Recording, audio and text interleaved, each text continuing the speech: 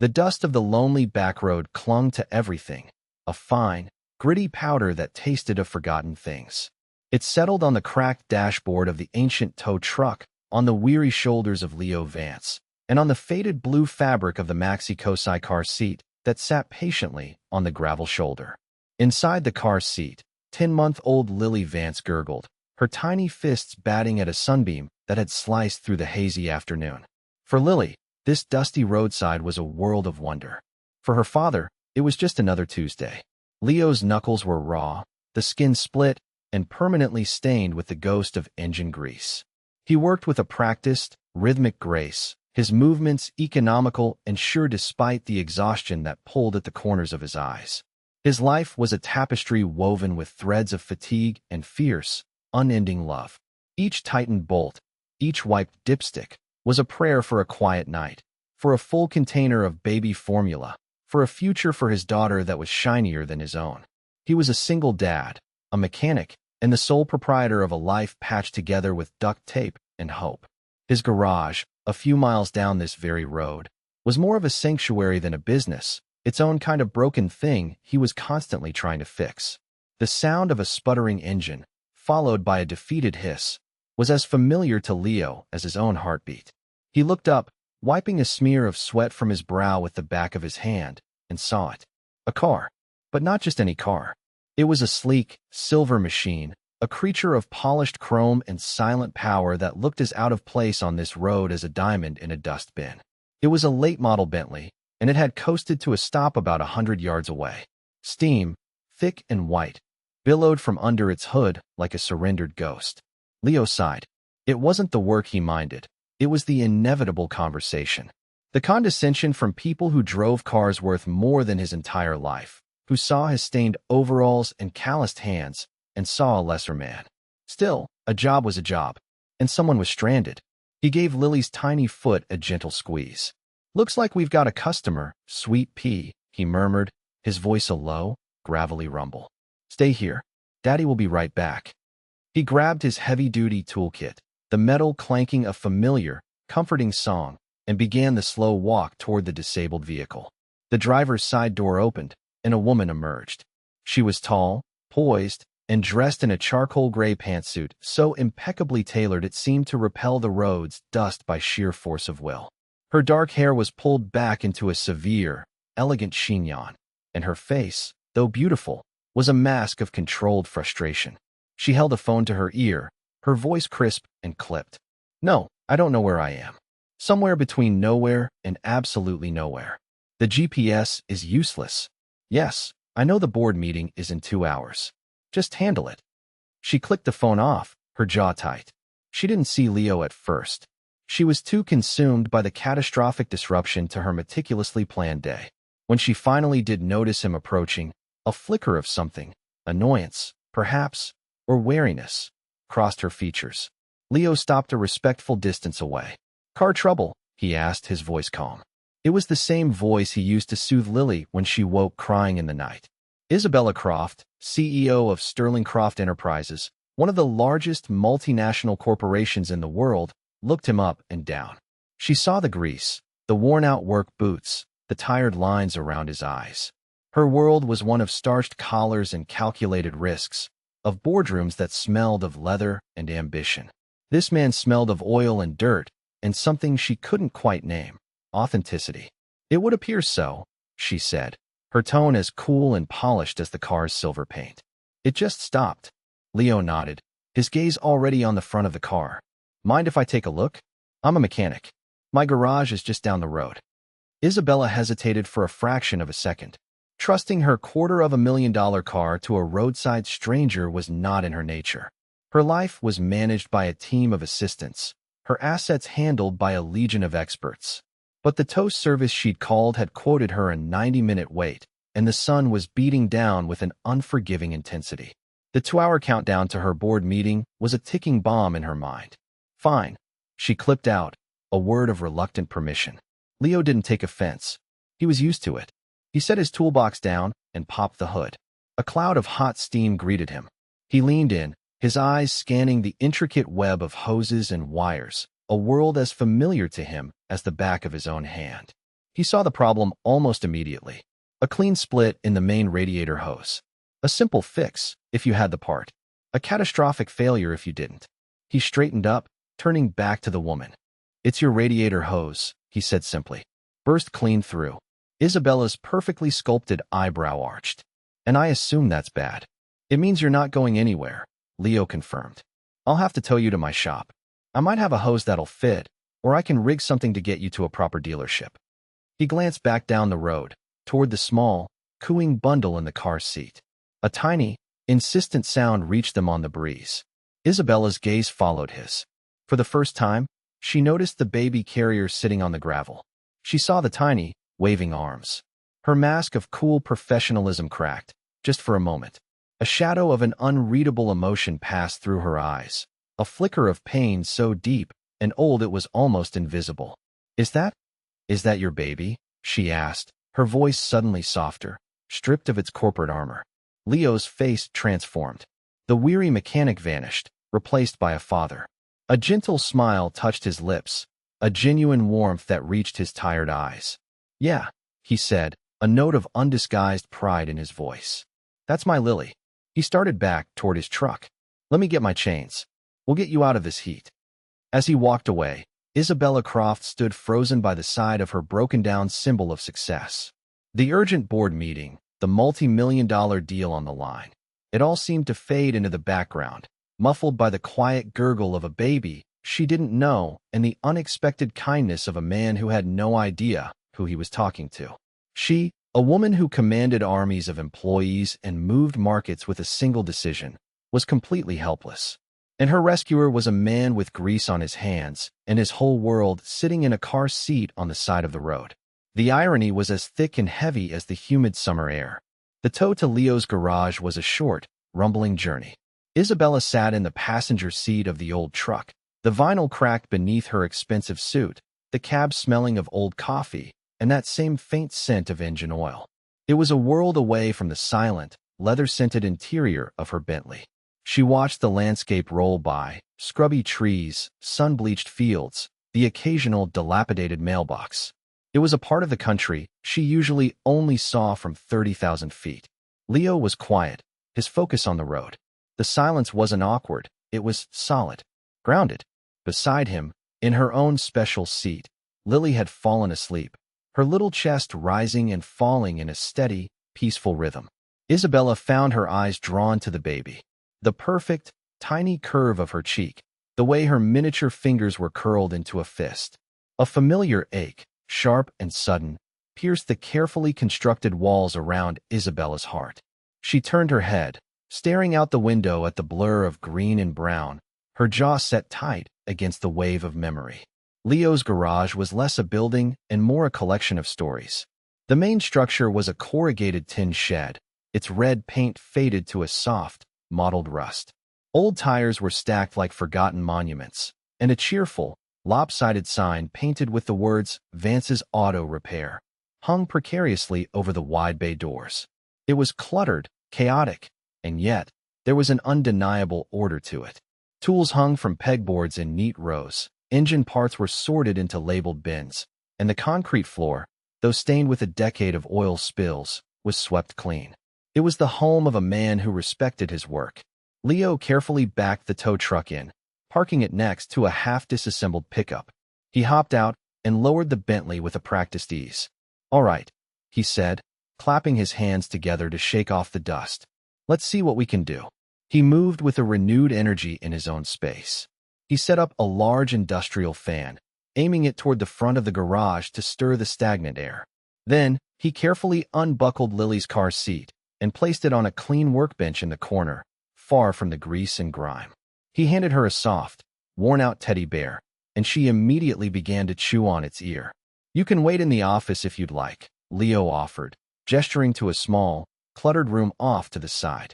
"There's a coffee maker, though I can't promise how fresh it is." Isabella looked at the office, a cramped space with a metal desk buried under a mountain of invoices and a calendar on the wall that was 2 months out of date. Then she looked at Leo, who was already disappearing into a back room, presumably in search of a radiator hose. She looked at Lily, who was now babbling happily to her bear. Instead of retreating to the office, Isabella pulled over a rickety wooden stool, wiped the seat with a tissue from her purse, and sat down near the workbench, a quiet observer in this foreign world. She watched Leo work. He moved with a confidence and precision that she, in her own way, understood. It was the same focus she brought to a hostile takeover or a quarterly earnings report. He found a hose that was nearly the right size and began to modify it, his hands, which had seemed so rough before, now moving with the delicate touch of a surgeon. He didn't rush. He measured, he cut, he fitted. He worked with an integrity that was absolute. He wasn't trying to impress her. He was simply doing the job right. An hour passed. The sun climbed higher, beating down on the tin roof. Inside, the fan whirred, a constant, droning counterpoint to the soft clinking of Leo's tools and Lily's happy noises. Isabella hadn't looked at her phone once. The frantic energy of her morning had dissipated, replaced by a strange sense of calm. She was watching a man build a solution with his own two hands. It was so direct, so tangible. In her world, solutions were abstract concepts, debated in meetings and implemented by teams of people she rarely met. This was different. This was real. Leo finished his modifications and began to install the new hose, his arms disappearing into the cavernous engine bay of the Bentley. He grunted with effort as he tightened the clamps in a hard-to-reach spot.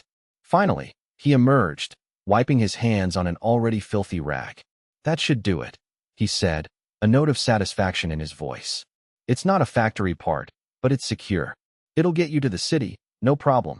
I'd still recommend having the dealership put an official one in when you get a chance." He filled the radiator with coolant, checked the levels, and then closed the hood with a solid, reassuring thud. "Let's start her up."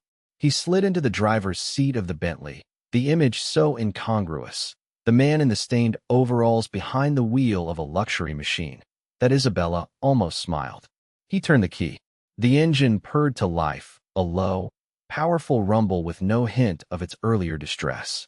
It ran smoothly, perfectly. Leo let it run for a few minutes, his ear cocked for any sign of trouble. Hearing none, he shut it off and got out. "You're all set," he said, ready to get back on the road. The moment of transaction had arrived. Isabella stood up, straightening her suit. The calm she had felt began to recede, replaced by the familiar rhythms of her life. She reached into her purse and pulled out a slim, black wallet. "Thank you," she said, her voice once again cool and professional. "You've been a great help. What do I owe you?" Leo looked from her expensive wallet to her expectant face.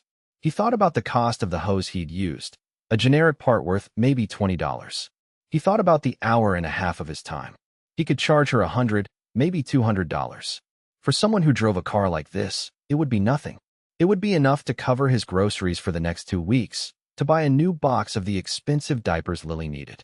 But then he glanced over at the workbench. Lily had fallen asleep again, her small face serene, the teddy bear clutched to her chest. He looked back at Isabella. He saw the faint, dark circles under her eyes, the tension in her shoulders that even her perfect posture couldn't hide. He saw a woman who was just as stranded as he sometimes felt, just in a different way. And he remembered the look in her eyes when she'd first seen Lily, that flicker of a shared, unspoken sorrow. "Nothing," he said. Isabella blinked. "I'm sorry. Don't worry about it," Leo said with a small shrug. "It was an easy fix. Just pay it forward sometime. Help someone out when they need it. That's all." Isabella was speechless. She was a woman who navigated a world where every action had a price, every favor a debt. The concept of a free, no-strings-attached act of kindness from a stranger was so alien, it felt like a language she didn't speak. "I can't let you do that," she insisted, pulling out a few crisp $100 bills. "Your time is valuable." "So is yours," Leo countered gently. "You've got somewhere important to be. I'm just glad I could help you get there." He wouldn't take the money. He just stood there, his hands open, his gaze direct and unwavering. There was no artifice in him, no hidden agenda. He was simply a good man. Defeated by a kindness she couldn't comprehend, Isabella slowly put the money back in her wallet. "Thank you," she said again, and this time, the words were not just polite. They were filled with a genuine, bewildered gratitude. "Thank you, Leo." He gave her a small, tired smile. "Drive safe." She got into her car, the engine humming as if nothing had ever been wrong.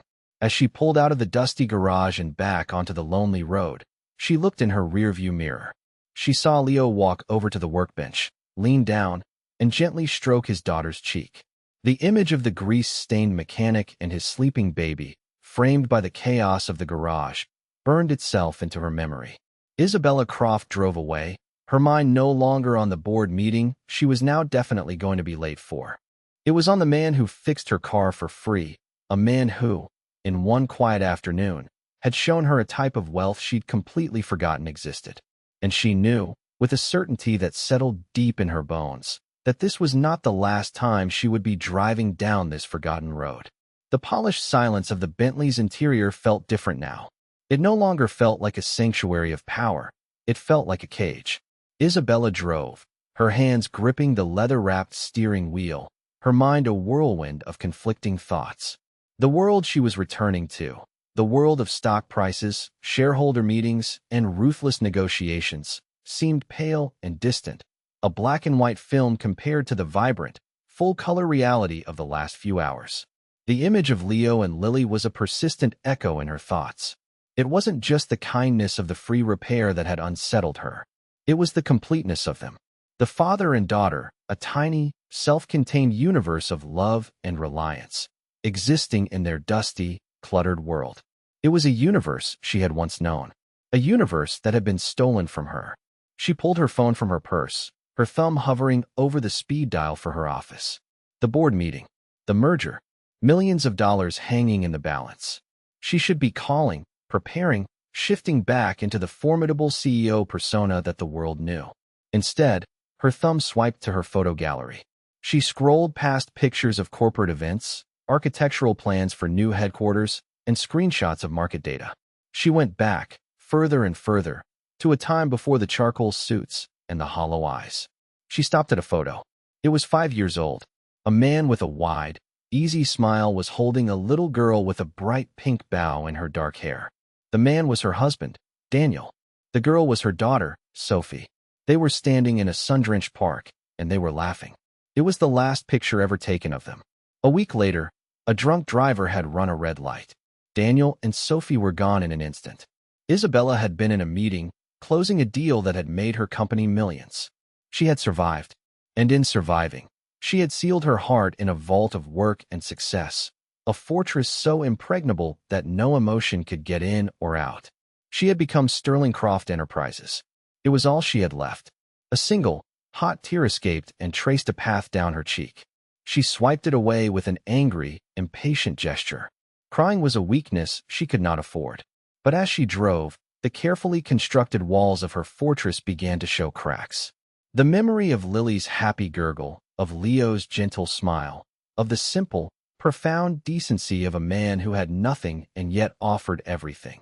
It was like a persistent vine, finding its way through the stone, threatening to bring the whole structure down. When she finally arrived at the towering glass and steel monolith that was her corporate headquarters, she was nearly an hour late. Her executive assistant, a perpetually flustered young man named Arthur, met her at the private elevator, his face a mask of panic. "Miss Croft, the board is waiting. Mr. Peterson is threatening to walk away from the deal," he hissed, handing her a thick file.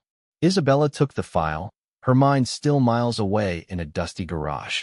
"Tell them I'll be there in 5 minutes," she said, her voice flat. She didn't go straight to the boardroom.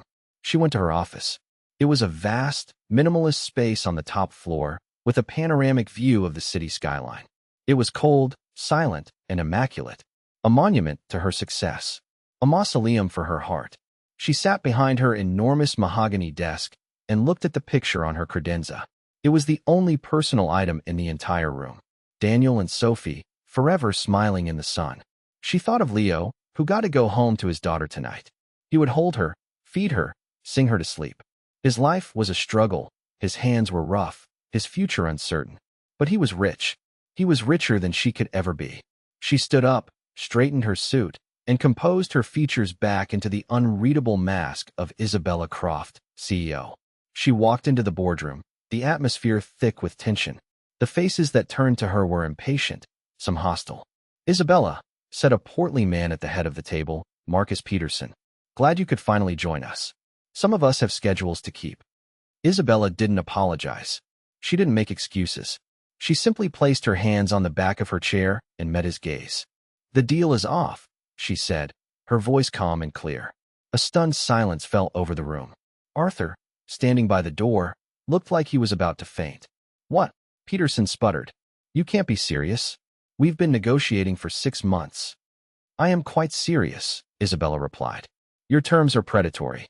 They would require us to shutter 3 domestic factories and lay off over 500 workers. I've reviewed the projections. We can absorb the losses and retool. We will not be moving forward." Peterson's face turned a shade of purple. "This is business, Isabella, not a charity."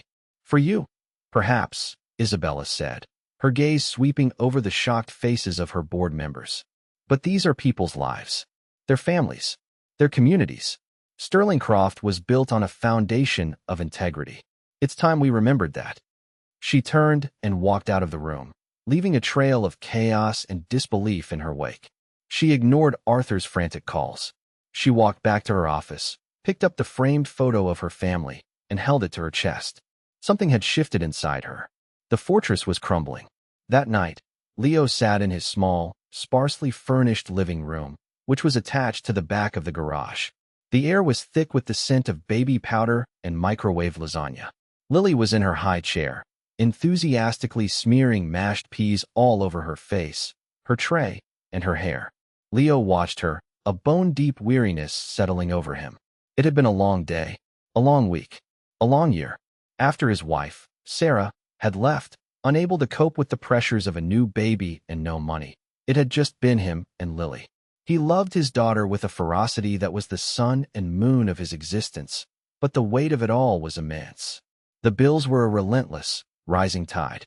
The loneliness, in these quiet moments after a long day, was a hollow ache in his chest. He thought about the woman in the Bentley. He wondered if she'd made it to her important meeting. He wondered what a life like hers was like, a life where a broken-down car was a mere inconvenience, not a potential financial disaster. He felt a pang of regret. Maybe he should have taken the money. $200. It would have been a safety net, a small cushion against the constant anxiety that hummed just beneath the surface of his days. But then he looked at Lily, her face a mess of green, a wide, gummy smile directed at him. And he knew he'd made the right choice. Some things were more important than money. Integrity was all he had to give his daughter. That and his love. He cleaned her up, gave her a warm bath, and read her a story from a worn-out board book. As he rocked her to sleep in the quiet dark, her small, warm body nestled against his chest, he felt a sense of peace settle over him. This was his treasure. This was his kingdom. A few days later, a delivery truck, far newer and cleaner than any vehicle that usually visited the garage, rumbled up the gravel driveway. The driver, a man in a crisp uniform, stepped out holding a clipboard. "Leo Vance?" he asked. Leo, who was in the middle of wrestling with a stubborn transmission, wiped his hands and walked over. "That's me. Got a delivery for you." The driver handed him the clipboard. Leo looked at the manifest. It listed a staggering quantity of items: a year's supply of premium baby formula, 10 large boxes of diapers in varying sizes, a top-of-the-line car seat, a brand-new crib, and a mountain of other baby supplies. There were also several large, insulated boxes filled with pre-made, gourmet meals. Leo stared at the paper, his mind struggling to comprehend it. "There must be a mistake," he said, shaking his head. "I didn't order any of this." "No mistake," the driver said, pointing to the sender information. "It's all paid for. From an IC. IC." The initials meant nothing to him. He was about to refuse the delivery, convinced it was a mix-up, when his eyes fell on a small, sealed envelope taped to the top box. He carefully peeled it off. Inside was a simple, elegant note card. The handwriting was neat and precise. It read, "You said to pay it forward. I'm starting with you. Thank you for the kindness you showed a stranger, and for reminding me of what truly matters." There was no signature, just the initials, IC. Leo stood frozen in the dusty driveway, the note card in his hand, as the driver began to unload box after box of provisions. It was a lifeline. It was a miracle. It was an act of generosity so immense it left him breathless. He looked at the mountain of supplies, a tangible representation of a burden being lifted from his shoulders. He didn't know who IC was, but he knew one thing for sure. The woman in the silver Bentley had not forgotten him. And in that moment, in the quiet of his struggling garage, Leo Vance felt a flicker of hope for the future that was brighter than any he had allowed himself to feel in a very long time. The arrival of the mysterious gifts changed the atmosphere in Leo's small world. The constant, low-grade hum of anxiety about running out of formula or having to choose between diapers and paying the electric bill subsided. For the first time in months, he could breathe. He assembled the new crib, its smooth, polished wood a stark contrast to the rest of his worn-out furniture. He stacked the boxes of diapers and formula in his small pantry, a fortress against want. He even ate one of the gourmet meals, a braised short rib with risotto that tasted like it was from another planet, and felt a pang of guilt for enjoying such a luxury alone. But the gifts also brought a new kind of unrest. Who was this, I see? Who was the woman in the Bentley? She was obviously wealthy, but this level of generosity was something else entirely. It was personal. It was thoughtful. She had paid attention. She remembered he had a baby girl. She had somehow known the specific anxieties that kept him awake at night. He found himself thinking about her more than he cared to admit. He remembered the flicker of sadness in her eyes, the way her cool exterior had melted for just a moment when she saw Lily. He wondered about her story. A week after the delivery, the silver Bentley reappeared. It pulled slowly up the gravel driveway and parked near the bay doors. Leo's heart gave a strange, unfamiliar lurch. He was in the middle of an oil change, but he put his tools down and wiped his hands, his movements suddenly clumsy. Isabella Croft stepped out of the car. Today, she wasn't wearing a severe business suit. She was dressed in simple, dark-wash jeans, a soft cashmere sweater, and flat leather boots.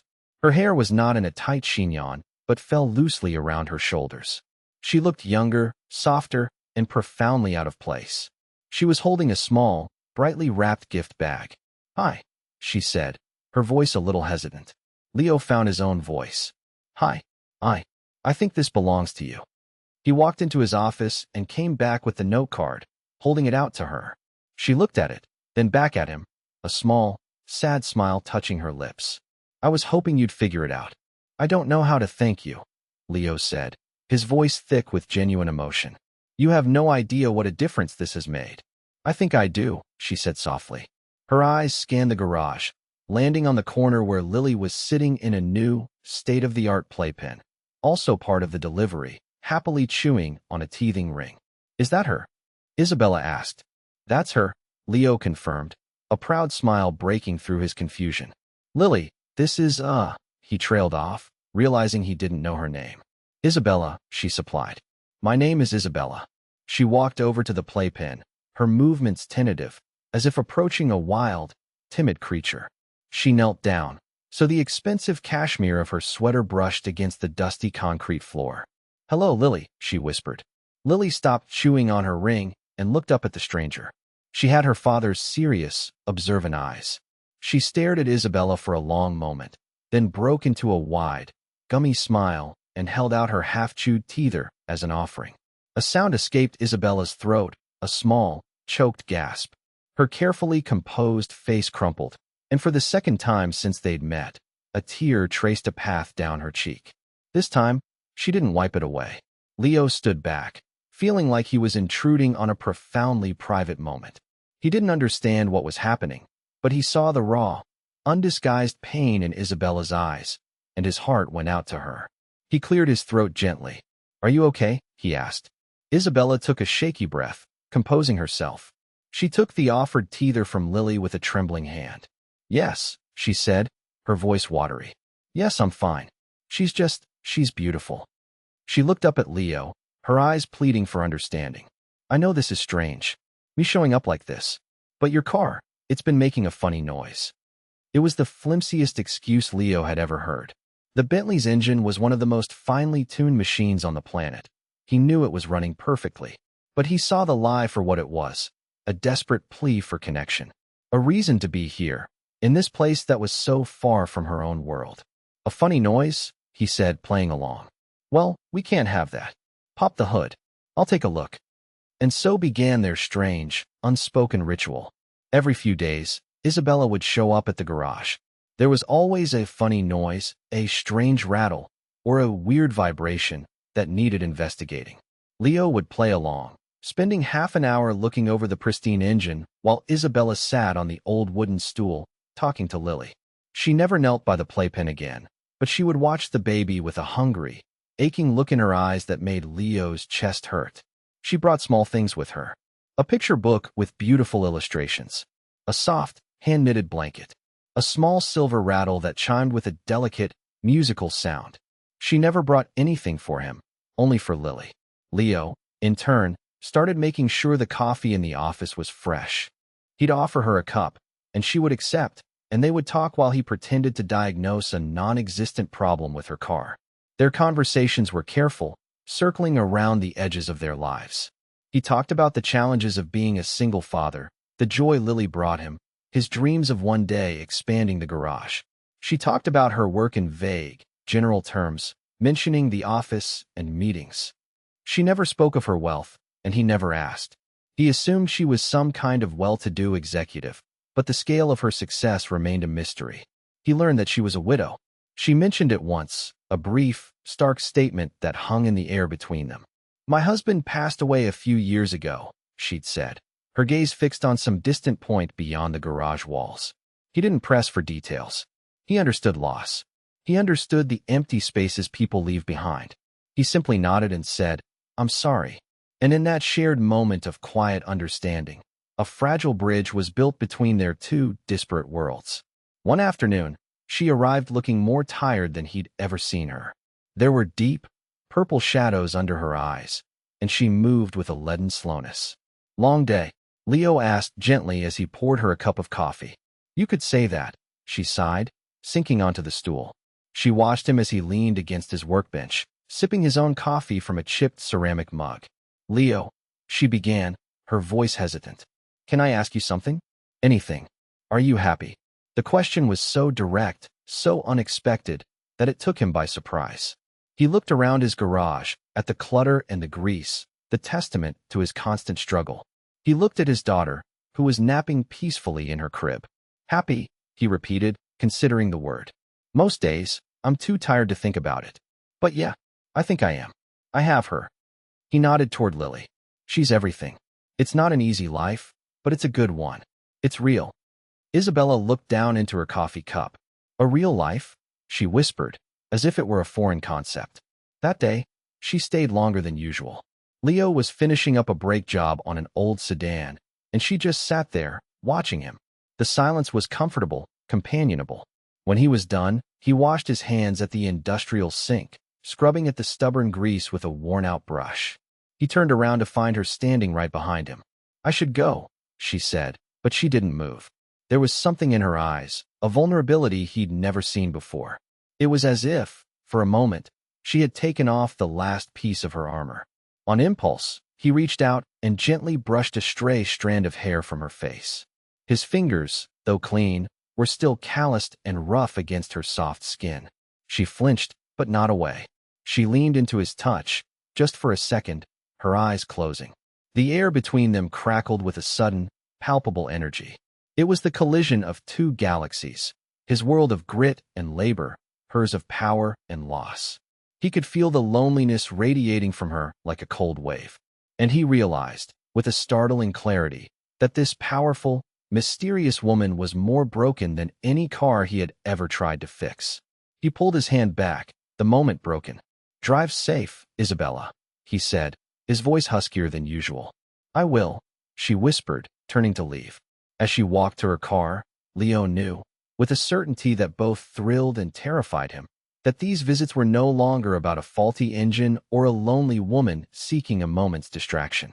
A connection was being forged in the dust and grease of his garage, a connection that was becoming stronger, more complex, and more dangerous with each passing day.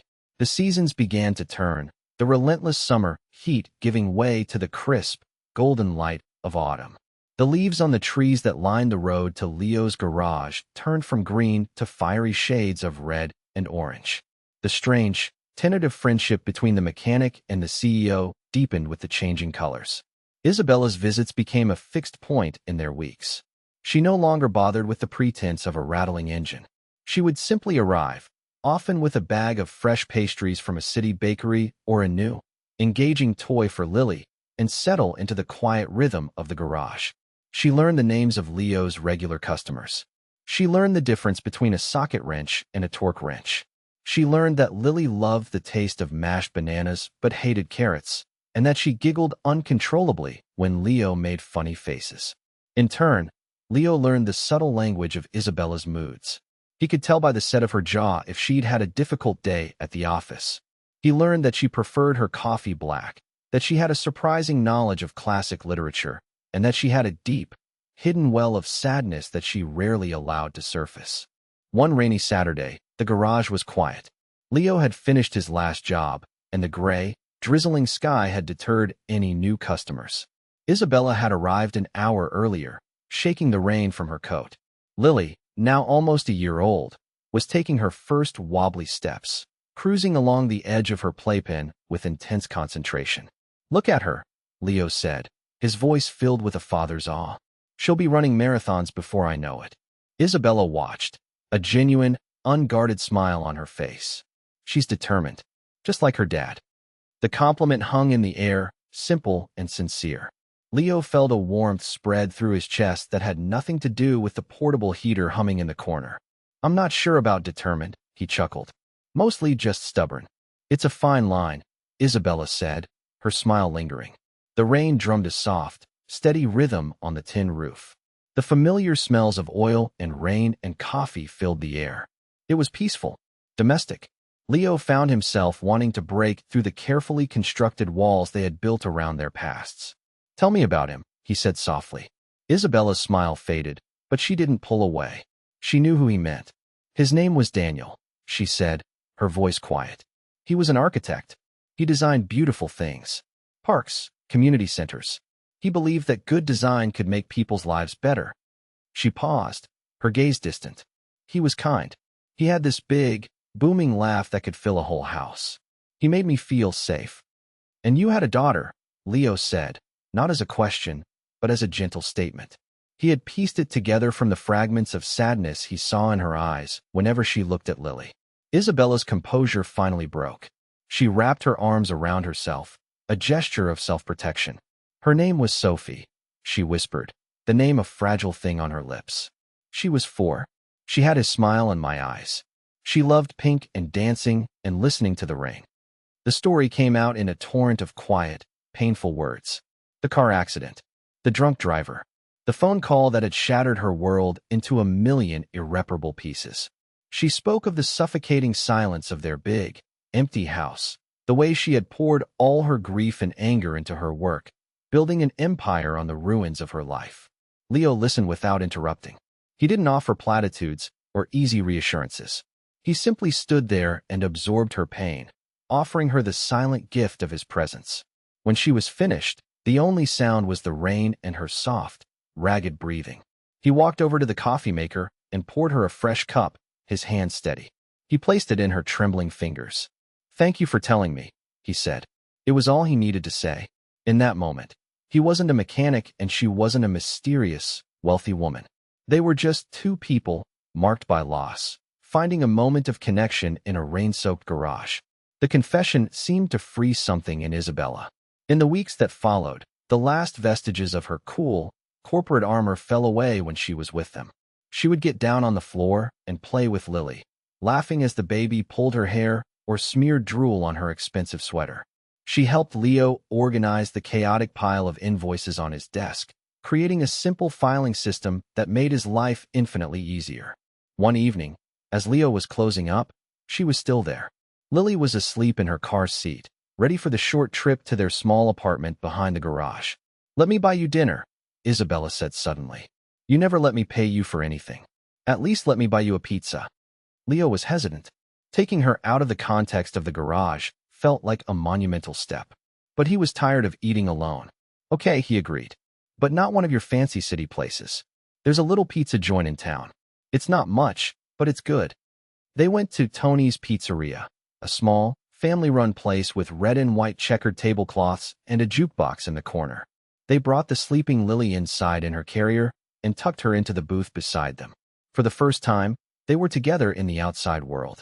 It felt both normal and extraordinary. They talked and laughed over a large pepperoni pizza, sharing stories and discovering small things about each other. He learned she hated olives. She learned he had once dreamed of being a musician. Under the warm, fluorescent lights of the pizzeria, surrounded by the chatter of other families, they looked like one of them. A normal couple, out for a simple meal. As they were leaving, Leo helped her with her coat. His hands brushed her shoulders, and he let them linger for a moment longer than necessary. She turned, her face tilted up toward his. The air was charged with the same energy he'd felt in the garage that day, but this time it was stronger, undeniable. He could see the question in her eyes. He could feel the pull, the magnetic force drawing them together. He wanted to lean in. He wanted to kiss her, but he didn't. Fear held him back. Fear of the chasm between their worlds. He knew nothing about her life, not really. He was a mechanic struggling to get by. What could he possibly offer a woman like her? He dropped his hands and took a step back, the moment broken. The easy warmth between them was replaced by a sudden, awkward tension. The drive back to the garage was quiet. When they arrived, he unbuckled Lily and lifted her out, her warm, sleeping body a familiar comfort in his arms. "Thank you for dinner," he said, his voice carefully neutral. "Thank you for everything, Leo," she replied, her own voice strained. She got into her Bentley and drove away, the silver car disappearing into the darkness. Leo stood in the driveway, holding his daughter, feeling more alone than he had in months. He had been given a glimpse of something wonderful, something he hadn't let himself want for a very long time. And he had been the one to push it away. He had no idea that as she drove, Isabella was fighting her own battle, her heart aching with a mixture of hope and despair. She was falling for the kind, decent mechanic. But her life was a gilded cage, built on a foundation of secrets. And she knew that if he ever found out the truth, who she really was, the scale of her wealth and power, the fragile, beautiful thing they were building would shatter into a million pieces. The chill of late autumn settled in, bringing with it shorter days and a persistent, damp cold that seemed to seep into the bones. The unspoken tension from their pizza dinner lingered between Leo and Isabella. The easy companionship was replaced by a careful dance of avoidance. They were both acutely aware of the line they had almost crossed, and both were terrified of the consequences. Their conversations became stilted, focused again on the safe, neutral territory of Lily's latest milestones and the weather. The warmth had been replaced by a polite distance, and the garage, which had once felt like a sanctuary, now felt charged with unspoken words and missed opportunities. Leo was kicking himself. He replayed the moment outside the pizzeria over and over in his mind. He had seen the look in her eyes. He had felt the connection. But his own insecurities, his own deep-seated feeling of being less than, had made him retreat. He was a man who could rebuild an engine from scratch, but couldn't find the courage to close a simple foot of space between himself and a woman he was undeniably falling for. Isabella, for her part, was drowning in her own turmoil. Leo's hesitation had confirmed her deepest fears, that the chasm between their worlds was too vast to be bridged. She believed he had pulled back because he sensed she was different, that she didn't belong in his simple, honest world. The truth of her identity felt like a lead weight in her chest. How could she tell him? How could she say, "By the way, the woman you share coffee with is the CEO of a multi-billion-dollar corporation. The woman who plays on the floor with your daughter controls the livelihoods of thousands of people." The words felt absurd, impossible.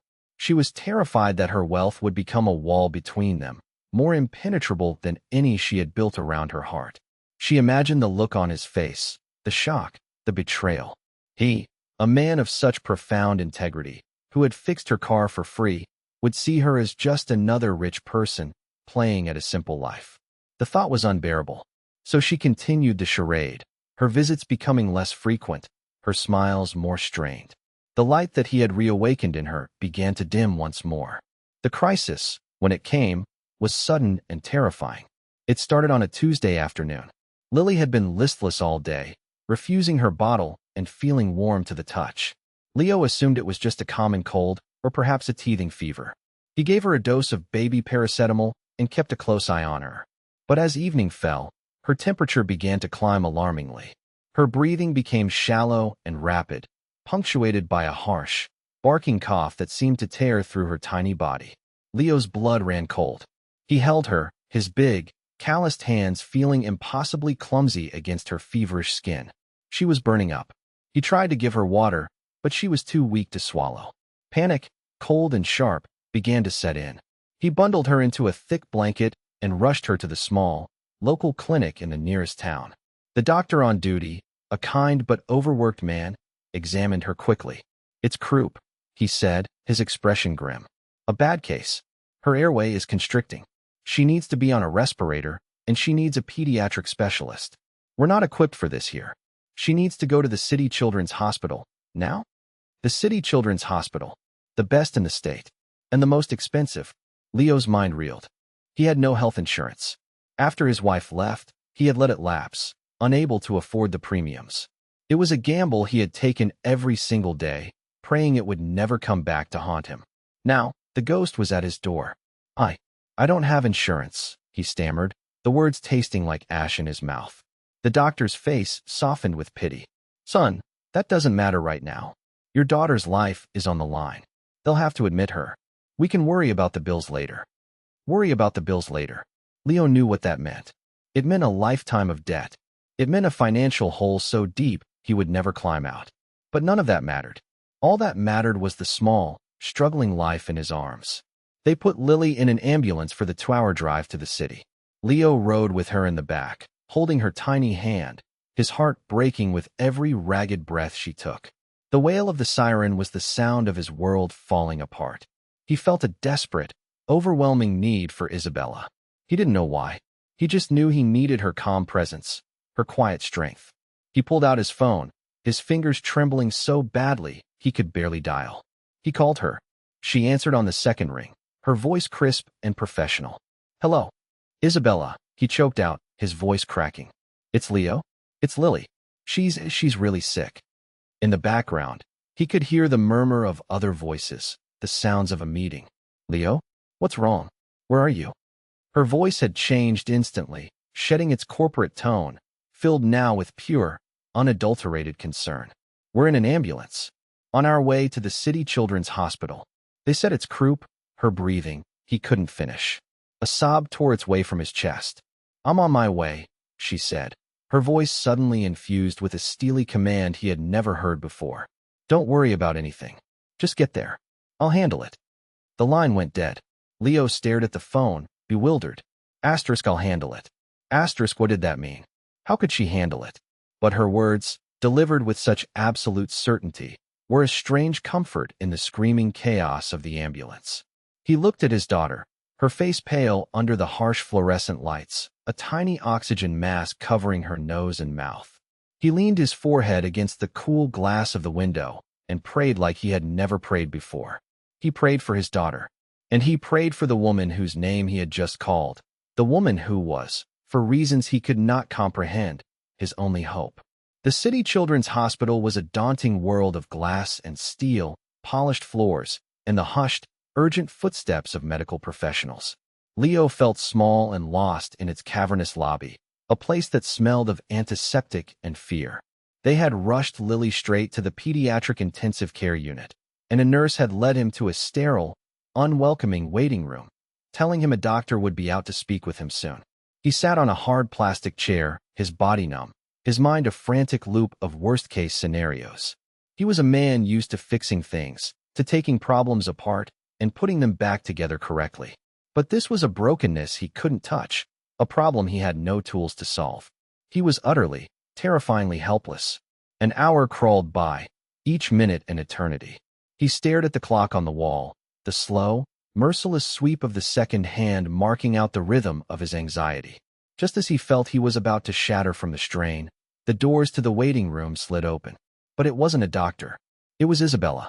She swept into the room, and the entire atmosphere shifted. Her cashmere sweater and jeans were gone, replaced by the sharp, authoritative lines of a dark power suit. Her hair was pulled back, her face set in a look of intense focus. She was no longer the soft, hesitant woman who sat on a stool in his garage. This was Isabella Croft, the CEO, and she was a force of nature. She didn't come alone.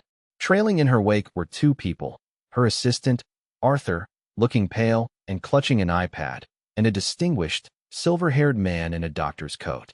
Isabella's eyes found Leo immediately. She crossed the room in 3 long strides and put her hands on his shoulders, her grip firm and reassuring. "Leo, how is she?" "I don't know," he whispered, his voice hoarse. "They took her back. They haven't told me anything." Isabella turned to the doctor beside her. "This is Dr. Marcus Thorne," she said, her voice leaving no room for argument. "He is the chief of pediatric pulmonology at this hospital. He's going to be personally overseeing Lily's care." Leo stared, dumbfounded. "The chief of pulmonology? How?" Dr. Thorne stepped forward, his expression kind but professional. "Mr. Vance," he said, shaking Leo's hand. "I've just come from examining your daughter. It is indeed a severe case of viral croup, complicated by a secondary bacterial infection. Her airway is dangerously inflamed. We've put her on a ventilator to help her breathe and started her on a powerful course of intravenous antibiotics and steroids. The next 24 hours are critical, but she is a strong little girl, and she is in the best possible hands." The information was overwhelming, terrifying, but Dr. Thorne's calm authority was a balm to Leo's frayed nerves. Will she be okay?" Leo asked, the question a fragile whisper. "I am cautiously optimistic," Dr. Thorne said. "We are doing everything that can be done. Everything." He gave a respectful nod to Isabella. "I will keep you personally updated, Miss Croft." Then, he turned and swept back through the doors. "Miss Croft." The name echoed in the silent room. Leo looked at Isabella, his mind struggling to connect the dots. The expensive car, the mysterious, lavish gifts, the way the chief of the entire department deferred to her. Who was she? "Isabella, how did you do that?" he asked, his voice barely audible. "Who are you?" Isabella's face softened, the iron mask of command melting away to reveal the woman he knew. She looked at him, her eyes filled with a deep, sorrowful regret. "Leo, we need to talk. But not here." She turned to her assistant. "Arthur, book the 2 best adjacent suites at the hotel across the street. One for Mr. Vance, one for me. For as long as we need them. See to it that Mr. Vance has a direct line to Dr. Thorne's personal cell. And handle the hospital administration. All of Lily's expenses, no matter how extensive, are to be billed directly to the Sterling Croft corporate account. There is to be no bill, no paperwork, no financial burden whatsoever for Mr. Vance. Is that clear?" Arthur, who had been furiously tapping at his iPad, nodded. "Crystal clear, Miss Croft." Sterling Croft. The name hit Leo like a physical blow. Sterling Croft Enterprises. He wasn't a business expert, but even he knew that name. It was a global titan, a name you saw on skyscrapers and in the financial news. And she was Miss Croft. It wasn't a coincidence. It was a revelation. He felt the floor drop out from beneath him. He looked at her, really looked at her, and saw it all. The power, the wealth, the completely different universe she inhabited. He had been a fool, a project, a curiosity for a bored, rich woman. The kindness, the coffee, the pizza. Had it all been a lie? A game? He staggered back, pulling away from her touch as if he'd been burned. The hurt in his eyes was so profound, so raw, that Isabella physically flinched. "Leo, please," she begged, her voice cracking. "It's not what you think." "Isn't it?" he shot back, his voice low and laced with a bitterness that tasted like poison. "You've been lying to me this whole time. Playing a part. Was I some kind of charity case for you? A little diversion from your board meetings and your stock portfolio? Did you get a thrill out of slumming it in my dirty garage?"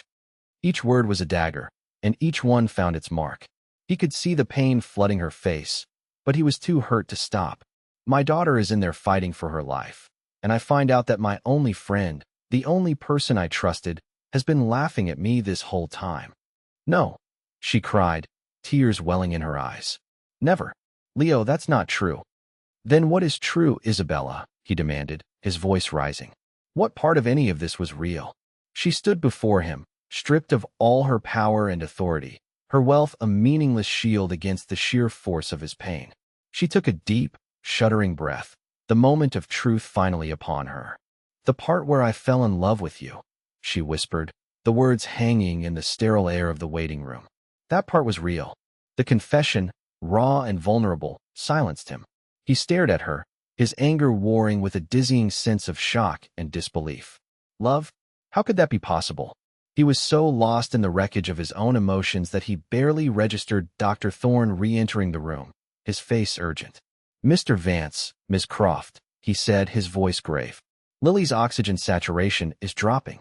Her heart rate is becoming unstable. We need to perform an emergency procedure to secure her airway. We need your consent." The world snapped back into sharp, terrifying focus. All the anger, the betrayal, the confusion, it all evaporated, replaced by the primal, all-consuming fear of a father for his child. Leo's legs gave out. He stumbled, and Isabella was there, catching him, her arms strong and steady around him. "Do it," Leo gasped, his face buried in her shoulder. "Do whatever it takes. Just save her. Please, just save my little girl." In that moment of shared terror, all artifice fell away. They were not a mechanic and a CEO. They were just two people, bound by their love for a fragile little life, clinging to each other as their world threatened to collapse. The night was a blur of fluorescent lights, hushed conversations, and the agonizingly slow ticking of the clock. Leo and Isabella didn't leave the waiting room. They sat side by side, not speaking, the silence between them thick with unspoken emotions. The anger had subsided, leaving behind a hollow ache of confusion and fear. Isabella had saved them. Her wealth, her power, the very things that had felt like a betrayal, were now Lily's only lifeline. She had marshaled the best medical care on the planet with a single phone call. How could he be angry at that? How could he resent the miracle she had performed? He looked at her, huddled in the chair beside him.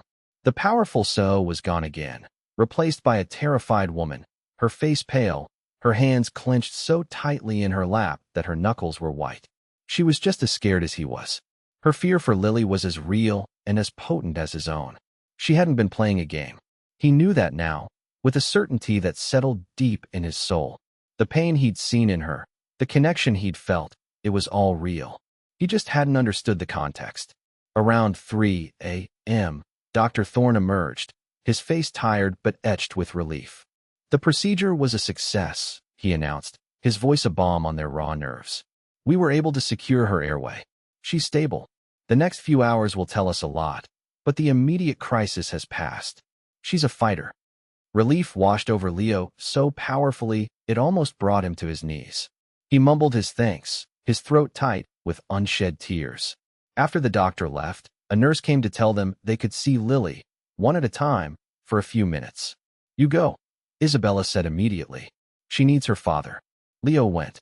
The pediatric ICU was a world of quiet beeps and soft whirring sounds. Lily was so small in the big hospital crib, a tangle of wires and tubes connecting her to the machines that were keeping her alive.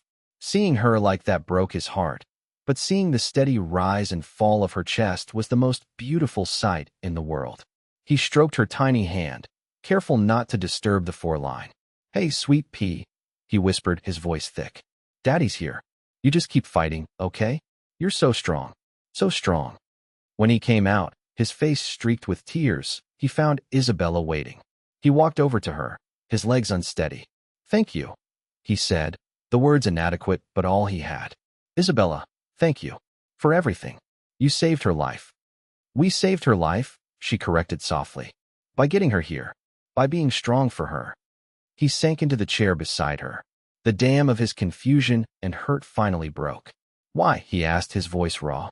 "Why didn't you tell me who you were?" Isabella looked down at her hands.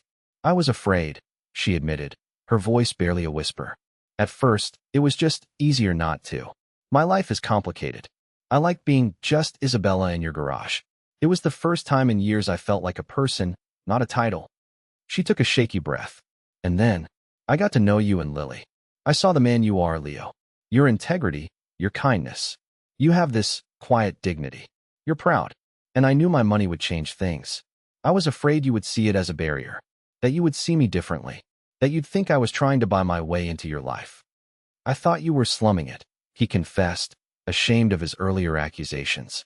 "I thought I was a charity case." "No," she said, turning to face him, her eyes shining with unshed tears. "You were a lifeline. Leo, when my husband and daughter died, I died too. I just kept breathing. I built this empire, this fortress of work and success, to keep from feeling anything. I was living in a big, empty, silent house in a big, empty, silent life. Her voice cracked. And then my car broke down on a dusty road. And I met a man who fixed it for free, who had nothing but was richer than anyone I'd ever known. And I met his beautiful daughter, who smiled at me and reminded me what it felt like to have a heart. You and Lily, you didn't just fix my car. You started to fix me. You brought me back to life. She reached out and took his hand. Her fingers were cold, but her touch was warm. I fell in love with you, Leo. Not with the struggling mechanic, but with the man, the father, the decent, honorable, kind man. I love you, and that's the truest thing in my life. He looked at their joined hands, his calloused and grease-stained, hers manicured and smooth.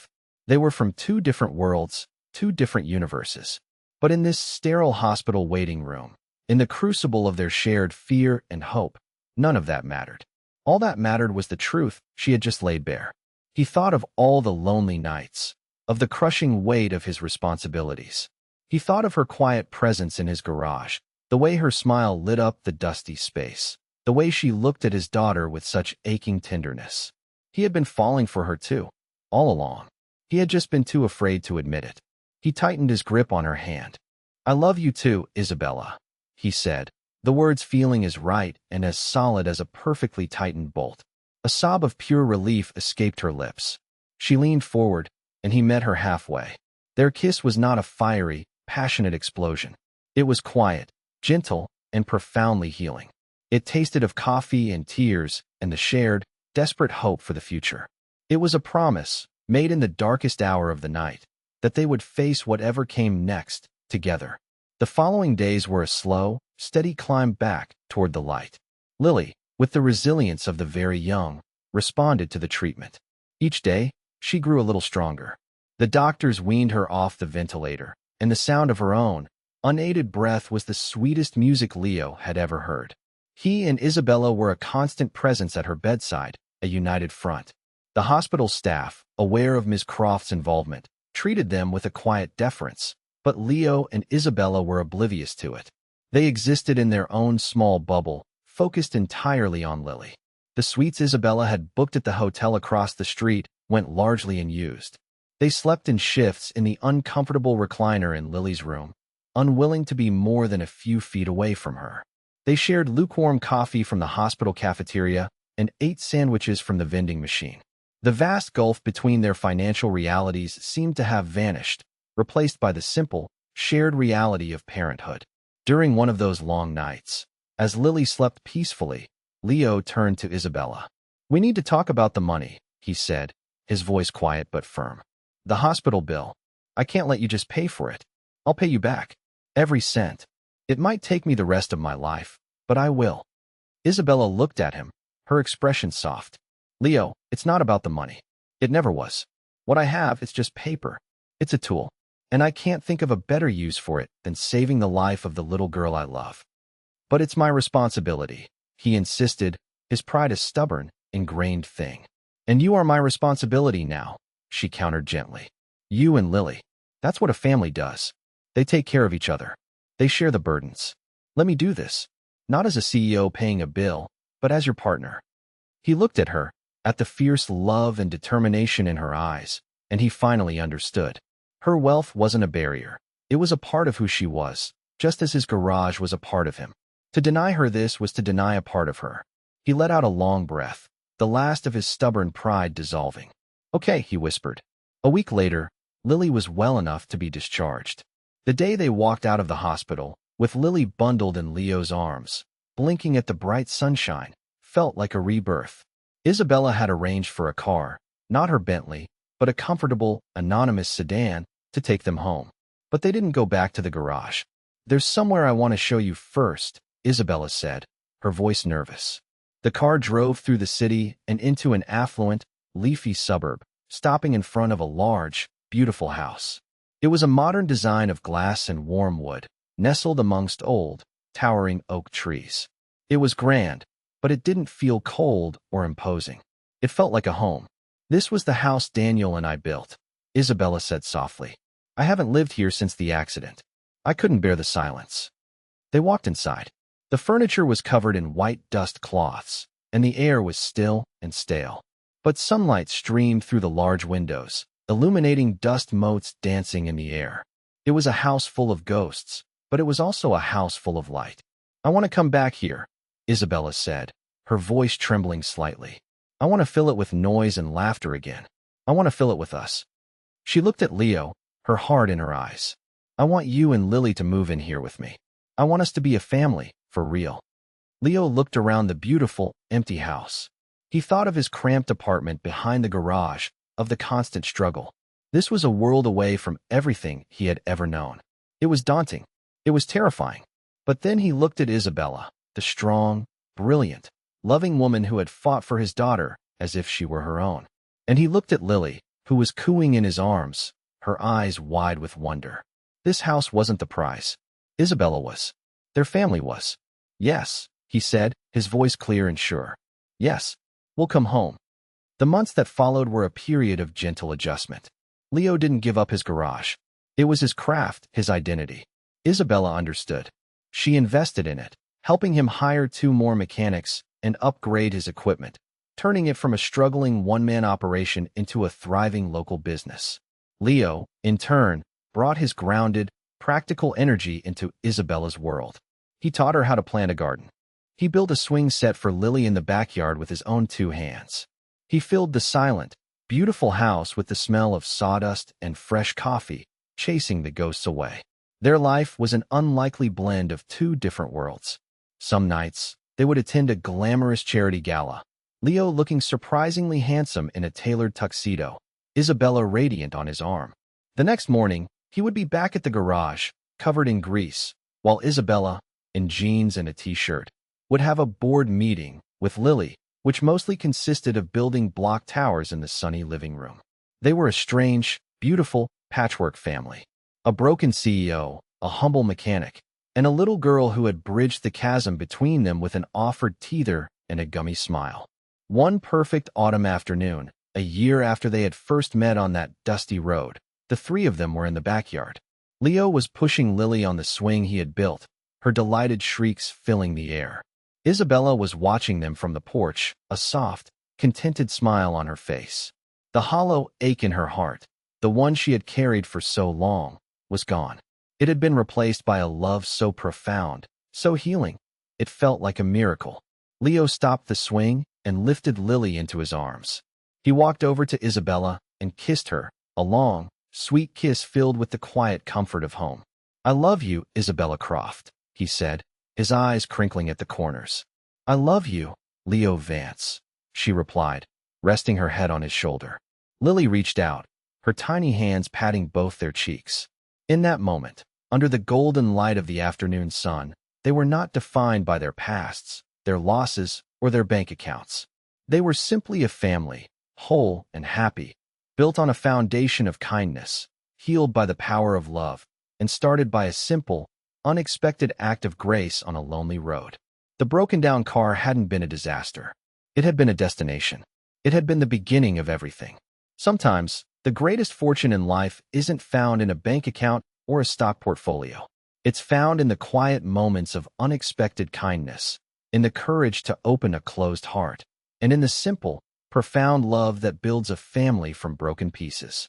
Leo and Isabella came from 2 different worlds, but they discovered that integrity, compassion, and love speak a universal language. Their story reminds us that the best things in life are never things. It's the people we love, the second chances we embrace, and the hope we give to one another. If this story touched your heart, please like, share, and subscribe to our channel for more inspirational content that reminds us of the good in the world. And remember, you never know when a simple act of kindness might change a life forever.